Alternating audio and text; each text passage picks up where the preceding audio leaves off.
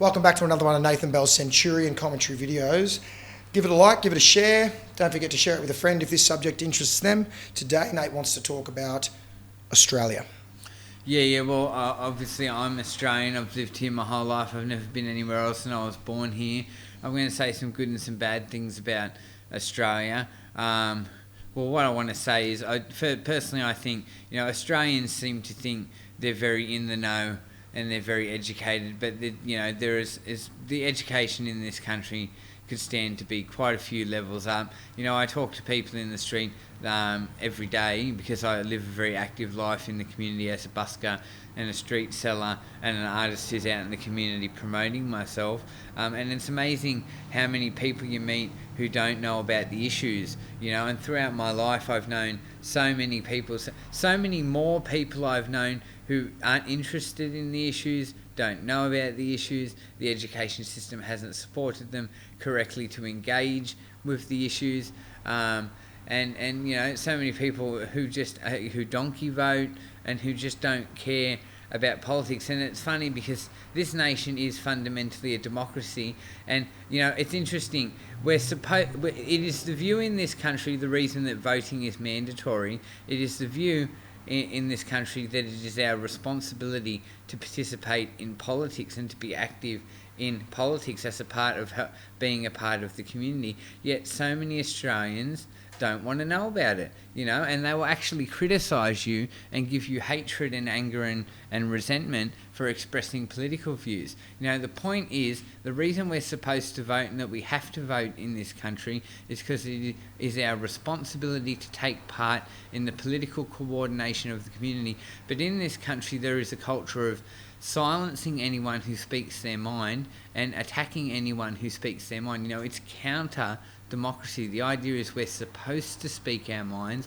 We're supposed to take part in the system to make the system work.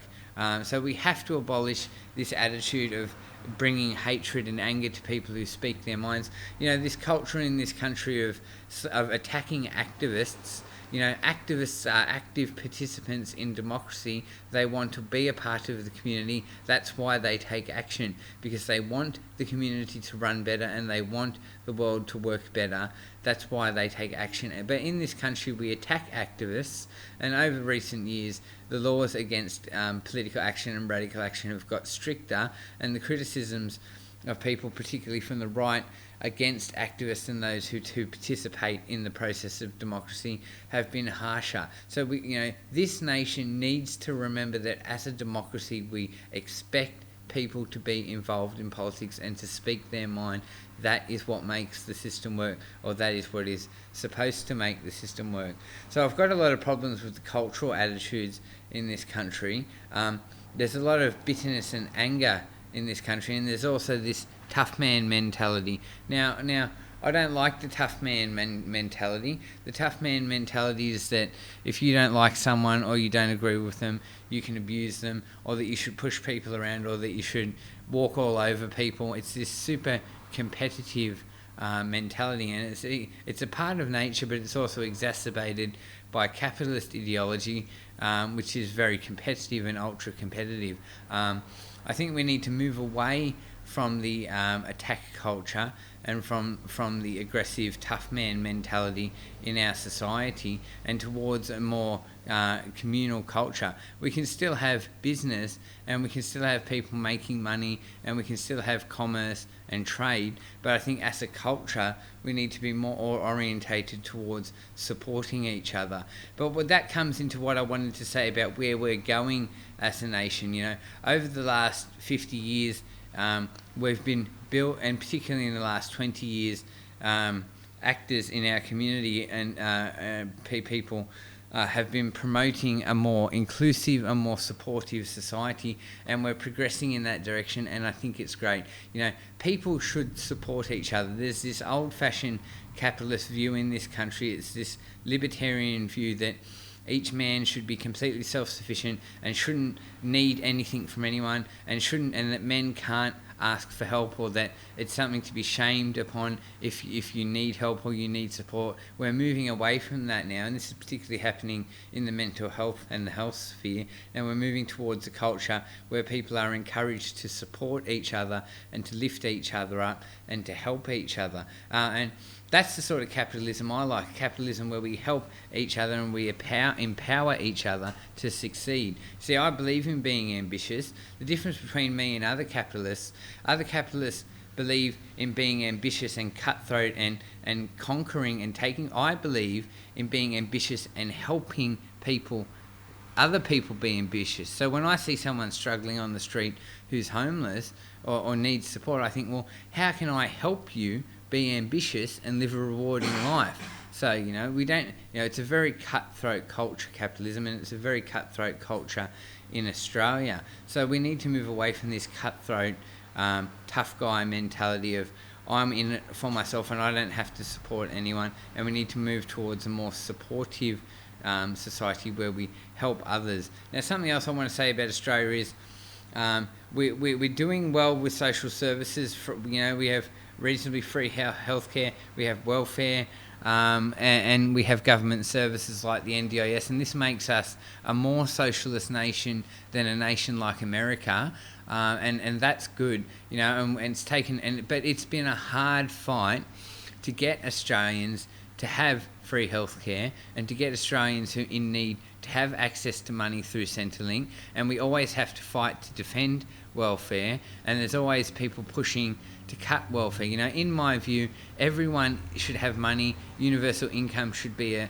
human right, and having your basic needs met, healthcare, housing, and all that should be a human right. Now, we've made some steps forward in this direction. We have Centrelink, so most people without a job in this country have access to some money at least, which is different to what we can say for other countries like America, where people are left to starve. So, we are a more socialist nation than other nations, but as I said, we're always fighting to defend that, and there's always people trying to take that away from us, and that's one of the problems with democracy, is it goes back and it goes forth and it goes back and it goes forth. But I still believe democracy is better than us being dictated to, because that ends up getting even worse in the long run. So, the healthcare system is great in this country. People don't die in the street from preventable illnesses in this country. Doctors bog bill. You can get in, you can get healthcare, you can get treatment. And the mental health system is great in this country. There's support for people in need.